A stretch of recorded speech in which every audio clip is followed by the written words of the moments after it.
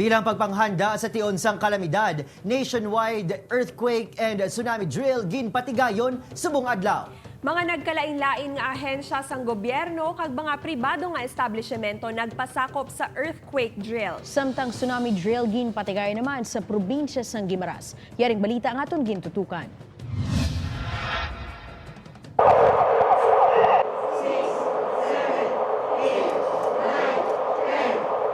Paghuling sa trompa, kada isa man sig drop, cover, hold, kag amat-amat nga nagbakwit sa mga gindesignar nga lugar. May mga biktima ginrespondihan sang medics, kag may rescuers, kag miyembro sang Bureau of Fire Protection nga nagtsekyar sa lugar.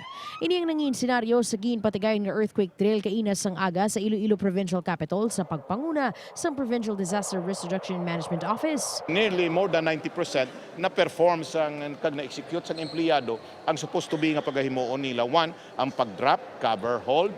6 ka minutos antes magkagawa ang tanan sa Kapitolyo, bisan pa ang mga wala na kahibalo nga may drill, nagpakigbahin man. Kung magluntad ang linog, dako man ang posibilidad nga may magluntad nga tsunami. Gani diri sa isa ka coastal barangay sa Banwa sang Nueva Valencia, Guimaras, ginpatigayon man ang earthquake kag tsunami drill.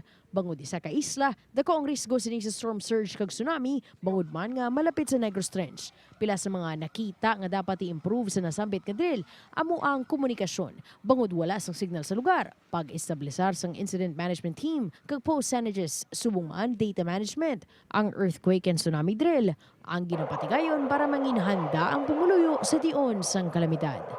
Upod kay Hans Desierto, Daryl Marie Sarmiento, One Western Visayas.